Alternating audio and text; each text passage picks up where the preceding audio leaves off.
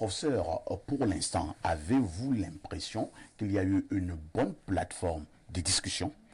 Il y a eu une bonne méthode ou méthodologie de désignation d'un candidat unique de l'opposition, ou alors il y a des allures de vouloir imposer à tout prix un ou certains candidats? Quand on restera, il restera plus dans l'histoire comme professeur de droit que comme président de la République. Il est plus respecté, plus considéré comme professeur de droit. Il a fait beaucoup. Il a formé des tas d'avocats, des tas de magistrats. Pour moi, c'est plus important que dire que tu es président de la République. Il est une opportunité pour le Cameroun et sa présidence. Ce n'est pas la présidence qui est une opportunité pour Kamto. D'accord? C'est-à-dire que ce qui est grand, c'est Kamto. Ce n'est pas le poste. Kamto est plus grand que la présidence. Oui. Son cerveau a pété. Comme président vu comme un endroit où on s'épanouit. Ici, il est déjà épanoui. Quand on finit, ses enfants ont fini, sa femme a fini. Maintenant, il peut mourir pour le Cameroun. Moi, je lui suggère, mais meurt même pour le Cameroun. Tu entends l'histoire. D'accord? La tête de Bafa ici, prends l'air. Il doit le dire. Qu'il ne veut pas être président pour profiter du Cameroun. Ce n'est pas les motards là et les pétrus. C'est pas ça. Ni les honneurs, il a déjà tout. C'est un sacerdoce pour lui. Pour donner tout ce potentiel qu'il a au Cameroun.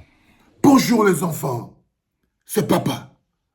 Mon mur est un asile psychiatrique à ciel ouvert et ma salle d'attente est toujours bondée. Bienvenue à la clinique, les enfants.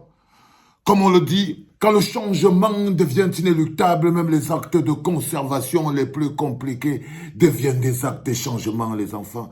Regardez seulement, excuse-moi, Yo-Yo. Regardez le journaliste. Quand vous voyez le parfait ici, est-ce que vous avez l'impression que c'est un journaliste? Non, c'est un propagandiste. Il est à sa place. Il travaille son rôle.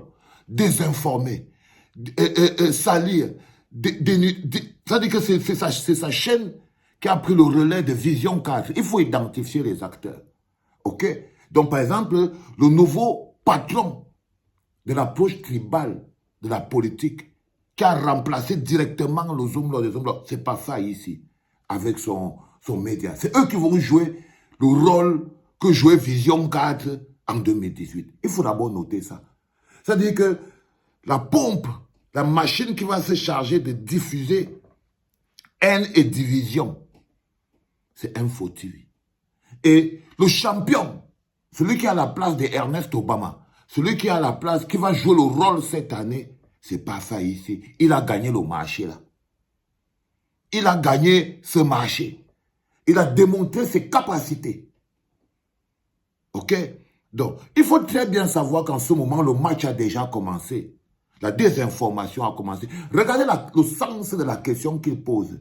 Il essaye de démontrer, en posant la question de manière ridicule à un professeur comme Baebek, est-ce que vous avez l'impression que ça n'a pas été bien fait ou alors il y a une tentative d'imposer un candidat? Donc, il a pour mission, le parfait ici, de venir faire passer ou faire croire à l'opinion publique et dans l'opinion publique que Maurice Kamto et sa coalition APC essayent de forcer les autres à venir faire la coalition derrière Maurice Kamto. C'est-à-dire que dans leur tête, ils essaient de faire comprendre, ils essaient de vouloir faire croire aux populations que le combat actuel de Maurice Kamto, c'est de former une coalition. Je vous rappelle que c'est un faux débat. Maurice Kamto n'a aucun projet d'avoir une coalition avec qui que ce soit. Non, pas du tout. Il est le projet. Un projet, ça ne coalise pas. Il est le projet. C'est les autres. Si vous êtes d'accord avec son projet, vous coalisez avec lui. Je ne crois pas, je ne sais pas s'il y a quelque chose qui n'est pas clair. Mais ils ne veulent pas entendre cette formule. Ils se disent que vous n'êtes pas suffisamment intelligent pour entendre cette formulation. C'est-à-dire que jamais Maurice Kamto n'a prévu de s'asseoir sur une table avec les opposants pour leur dire venez, on forme la coalition. Il a toujours donné son point de vue. Ce n'est pas possible, ce n'est pas faisable. Il ne veut rien avoir avec ça. Mais est-ce que vous entendez comme si parfois ici avait entendu ça? Non. Il préfère vous prendre pour des dongos. Ils préfèrent vous prendre pour des dungos. C'est-à-dire qu'ils vous imposent d'abord un contexte qui n'existe que dans sa tête.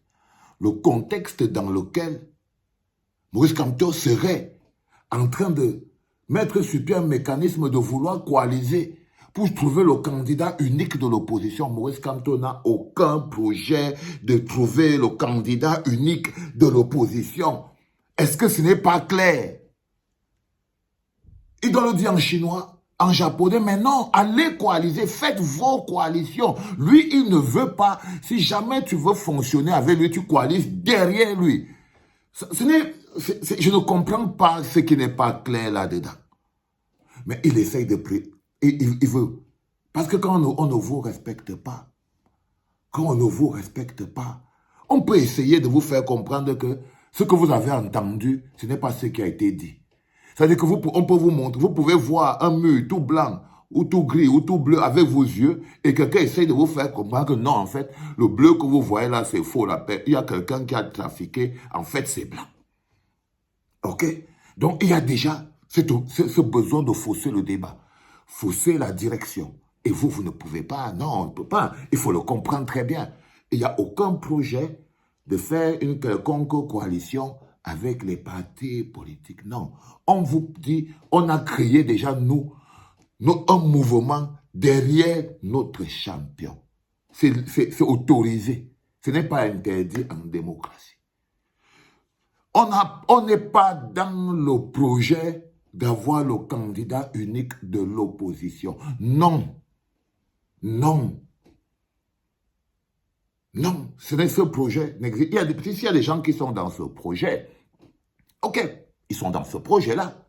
C'est leur problème. Ils sont libres d'aller vers ce projet-là.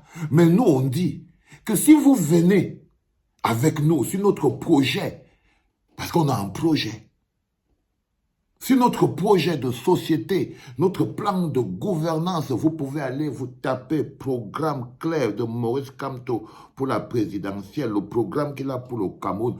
Vous partez, vous tapez, vous allez trouver ça bien établi. Si ça vous intéresse, vous rejoignez, pas le MRC si vous voulez, mais vous rejoignez l'APC.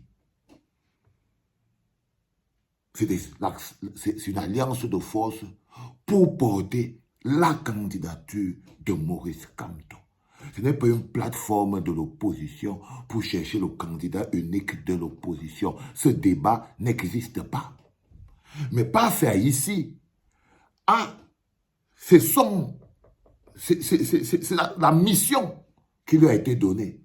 C'est de vouloir faire croire ça, que Kamto voudrait imposer quelque chose en Kouagne. Non, Kamto n'a rien prévu d'imposer quoi que ce soit, ni en Kouagne, ni en Henriette Koué, ni à aussi, ni à qui. Non, là, si vous venez, vous vous mettez derrière moi. C'est tout. Mais ce n'est pas qu'on dit que venez, je veux qu'on s'assoie et on va trouver. Non, il n'a pas dit ça. Il a dit non, moi j'ai ma direction et mon projet. Mon projet est viable, il est suffisamment mobilisateur. La preuve, il y a déjà toute une coalition qui s'est mobilisée derrière mon projet. Il y a déjà toute une coalition qui s'est mobilisée derrière mon projet. Dès cet instant, je n'ai plus à coaliser avec vous. Non, parce que là, si les gens coalisent derrière votre projet, pas derrière votre personne, parce que lui, c'est un projet. C'est lui qui est un projet, c'est quelque chose qu'il a proposé à une coalition de personnes. Et ces personnes-là ont dit oui, on veut suivre. On veut suivre. Et tous les jours, le nombre de personnes qui veulent suivre cette coalition, je le vois bien, ils augmentent. C'est son process à lui. C'est son process à lui. Mais le process de l'autre bonhomme, c'est de vouloir toujours mélanger les torchons et les serviettes. Il est tombé sur un Baïbek des grands jours. Oui. Oui, Baïbek, je ne peux pas répéter ça parce que ça ne sert à rien, ce serait de la flagonnerie. Mais non, mais il a quand même dit, donc on peut le garder. C'est Kamto qui est une opportunité pour le Cameroun. Ce n'est pas l'inverse. Ce n'est pas l'inverse. Quand vous voyez, et ça ce n'est pas des vues de l'esprit, je vous dis que la personne qui est placée là-bas, que l'homme à la punk, même un petit stade à construire l'a dépassé. Ça veut dire que ces gens ne sont pas, ils n'ont jamais réussi à construire même 10 km de route. Même 10 km de route. Ils n'ont jamais réussi à protéger le moindre bois.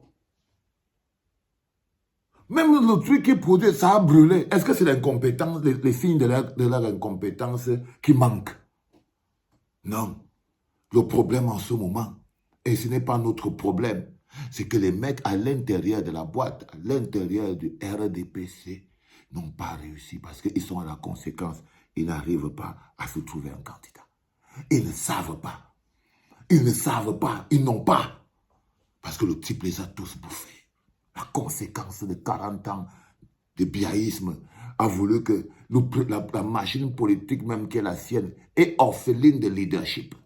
C'est une machine politique qui n'a jamais permis l'émergence d'un autre leadership. C'est tout. Ils étaient tous des Tchindas.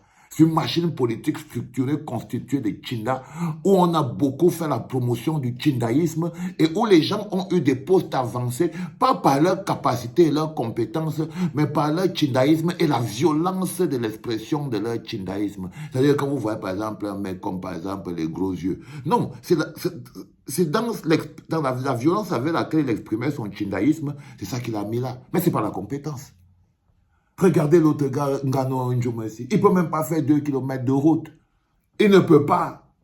Regardez Maman Fipangras à l'enseignement supérieur fabriquer 2 aspirines. Elle ne peut pas.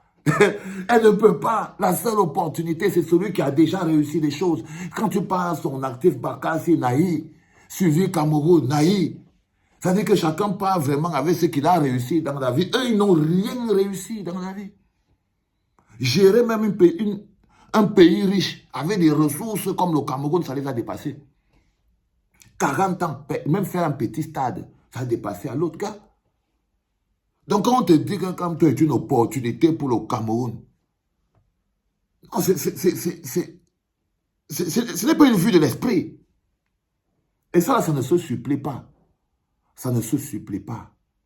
Non, vous êtes libre de partir où vous voulez. La survie du Cameroun est non négociable. Et ça ne se négocie pas. Ça ne se négocie pas. Du tout, du tout, du tout. Il n'y a aucune négociation à faire. La survie du Cameroun est non négociable. Et c'est extrêmement important à comprendre. Et là, je crois que Baïbek a un peu répondu à l'autre petit, mais je voulais vous expliquer vous-même pour vous voyez à quel niveau nous sommes rendus. Les enfants, c'était le 2e podcast en direct de la journée. L'environnement Pipo, c'était papa.